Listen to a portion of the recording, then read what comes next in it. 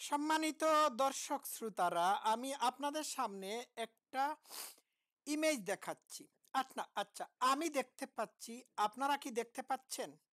দেখুন তো, এই চেয়ারগুলো খালি রয়েছে। ঠিক আছে, একটা চেয়ারেও কেউ বসা নাই। মাত্র কয়জন আছে? একজন, দুইজন, তিনজন, চারজন।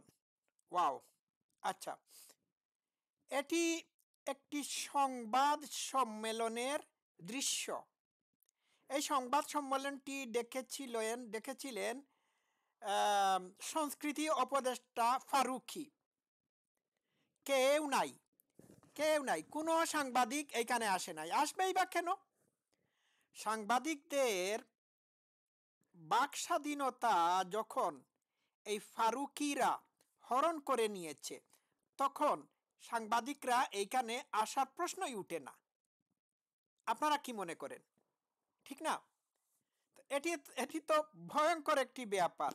তো সংবাদ সম্মেলনে সাংবাদিক শূন্য ফারুকী, এটি সাংবাদিকদের একটা নীরব প্রতিবাদ। যে জায়গায় সংবাদপত্রগুলো ইউনুস কর্তৃক নিয়ন্ত্রিত, যে জায়গায় সাংবাদিকরা তাদের পবিত্র পেশাকে ইউনুসের সন্ত্রাসী হামলার কারণে পালন করতে পারছে না, সেই জায়গায় সাংবাদিকদের উপস্থিতি কিভাবে কামনা করা যায় না। এটি তো আর টুকাই হায়ার করে আনার মতো বিষয় না।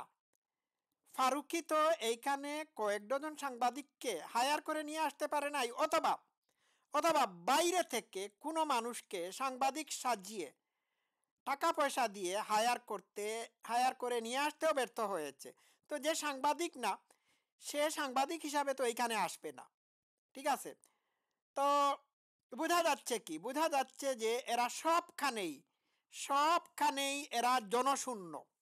এদের পাশে না আছে সাংবাদিক, না আছে কোনো পেশাজীবী, না আছে শ্রমিক, না আছে সাধারণ মানুষ। ঠিক আছে, তো এই ঘটনাটি ঘটেছে বাংলা একাডেমির শহীদ মুনীর চৌধুরী সভাকক্ষে। দেখুন, সারি সারি চেয়ার খালি। ঠিক আছে, উপদেষ্টা মোস্তফা সরওয়ার ফারুকী অপেক্ষা করছেন, বারবার ঘড়ি দেখছেন কোনো সাংবাদিক আসে কিনা। হ্যাঁ, ঘড়ি দেখছেন কোনো সাংবাদিক আসে কিনা, কিন্তু সাংবাদিক কেউ আসে নাই। সময় গড়িয়ে গেল, কিন্তু মিডিয়ার কেউই দরজার আশেপাশে পর্যন্ত নাই। 1 ঘন্টা, 1.5 ঘন্টা, 2 ঘন্টা, শেষমেশ সংবাদ সম্মেলন বাতিল করতে হলো, কারণ তার এই সম্মেলন কক্ষটি সম্পূর্ণরূপে ছিল সাংবাদিক শূন্য। অবশ্য সাংঘাতিক ইলিয়াস হোসেন, কনক সরওয়ারদেরকে ডেকে নিয়ে আসতে পারত। এরা তো একাই 100 না, এত মানুষের দরকার নেই। তো আমার কাছে মনে হচ্ছে এটি ছিল সাংবাদিকদের একটি সুসংগঠিত প্রতিবাদ। আচ্ছা, এইবার আসি আমি আসল কথায়। শুধু তাদের উপদেষ্টা ফারুকীর সম্মেলন কক্ষ যে সাংবাদিক শূন্য এমনটি না। এই যে এনসিপির মার্চ 4 কি জানি ইনুস ডাকা হয়েছিল, এইখানেও শুনেছি 5-6 জন মানুষ ছাড়া কেউ ছিল না। মানুষ এখন এদেরকে প্রত্যাখ্যান করেছে, এদের ডাকে এখন কেউ সাড়া দেয় না। এই যে আগে হাসনাত আবদুল্লাহ উর্ফে হুসনাই আবদুল্লাহ বলতে, এই তোরা রাজুতে আসো। এখন রাজুতে তাদের সাথে কুত্তা বিলাইও যায় না। এখন রাজুতে আসা, এই কথাটি বলা বন্ধ করে দিয়েছে। এরা বিভিন্ন সময়, এনসিপি, ন্যাশনাল ক্রিমিনাল পার্টি, বিভিন্ন সময় আন্দোলন, মুভমেন্ট, সম্মেলনের ডাক দিয়েছে, কিন্তু সম্মেলনগুলো ছিল জনশূন্য। এই যে কয়দিন আগে হাসনাত আবদুল্লাহ সহ আরও এনসিপির নেতাকর্মীরা বা ঠুকাইরা একটি সম্মেলন ডেকেছিল, মনে আছে আপনাদের? এই সম্মেলনে তারা মানে কোনো মানুষ আসে নাই, তারা টাকা পয়সা দিয়ে ঢাকার যত বুয়া আছে এদের সবাইকে হায়ার করে নিয়ে এসেছিল। একটা বুয়া তো অলরেডি বলেই দিয়েছিল যে হাসনাত মামা আমাকে নিয়ে এসেছে। তাকে জিজ্ঞেস করা হয়েছিল কেন নিয়ে এসেছে, সে বলেছিল আমি জানি না। এমনকি স্কুলের ছোট শিশুটাকে পর্যন্ত হায়ার করে নিয়ে আসা হয়েছিল। এই হচ্ছে এদের অবস্থা। তো এই একই কাজ তারা জুলাই আগস্টে করেছিল।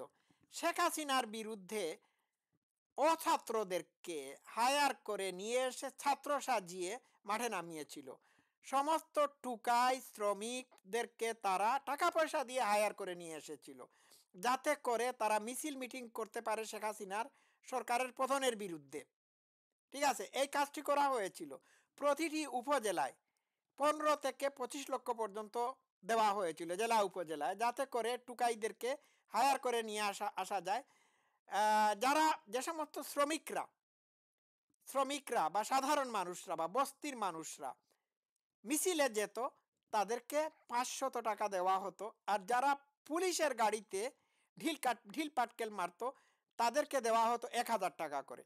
এই খবরটি কিন্তু আমি অথেন্টিক সোর্স থেকে জানতে পেরেছি। এটি আমাদের উপজেলায় বা আমি যে উপজেলা থেকে এসেছি সেই উপজেলায় ঘটেছে। এটা হচ্ছে খবর। এখন আর কাউকে হায়ার করে নিয়ে আসতে পারে না। ইভেন যাদেরকে তারা জুলাই অগাস্টে হায়ার করে নিয়ে এসেছিল টাকা পয়সা দিয়ে, তারাও এখন টাকা পয়সা দিলে পরেও তারা আসে না। কারণ কি? কারণ একদিনের টাকা পয়সায় তো তাদের জিন্দেগানি চলবে না। প্রতিদিন তাদের সংগ্রাম করতে হচ্ছে ইউনূসের কারণে, জীবনের সাথে যুদ্ধ করতে হচ্ছে, লড়তে হচ্ছে। যার কারণে যাদেরকে টাকা পয়সা দিয়ে জুলাই অগাস্টে শেখ হাসিনার পতন ঘটানোর জন্য মিছিল মিটিংয়ে আনা হয়েছিল, তাদেরকেও এখন আনতে ব্যর্থ হচ্ছে। কারণ তারা এখন এদের ডাকে সাড়া দিচ্ছে না। কারণ কি? কারণ হলো তাদের ডাকে সাড়া দিয়ে শেখ হাসিনার পতন ঘটানোর পরে তাদের জীবন এখন অতিষ্ঠ হয়ে গিয়েছে, তাদের জানমালের নিরাপত্তা নেই। সুতরাং এই চিটিং বিপ্লবীদের ডাকে যাদেরকে আগে হায়ার করে নিয়ে আসা হয়েছিল, তারা এখন আর আসে না। দেখেন না, এই চিত্রটি সারা বাংলাদেশের। আজকে 85 বা 84 জনের মতো আইনজীবীদেরকে জেলে ভরে রাখা হয়েছে। এর মানে হচ্ছে আইনের শাসনকে জেলবন্দি করা হয়েছে, যাতে করে যত্রতত্র তারা আইনের অপপ্রয়োগ ঘটাতে পারে। এটি একটি মানে ভয়ঙ্কর খবর। এরপরে শিল্পী, কবি, সাহিত্যিক এদেরকে জেলবন্দি করে রাখা হচ্ছে। এই যে মমতাজ ফোকলোর লোকশিল্পী, তাকে জেলবন্দি করে রাখা হয়েছে।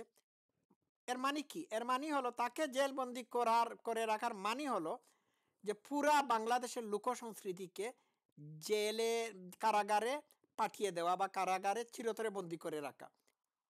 এই যে তিনি গান গাইতেন, খায়রুন লো তোরে লম্বা মাতার চুল, নানার নানার নানার নানার নালিনী পাগল খায়রুন লো। হ্যাঁ, তাকে বন্দি করা হয়েছে। এইভাবে সারা বাংলাদেশে নৈরাজ্য চালাচ্ছে।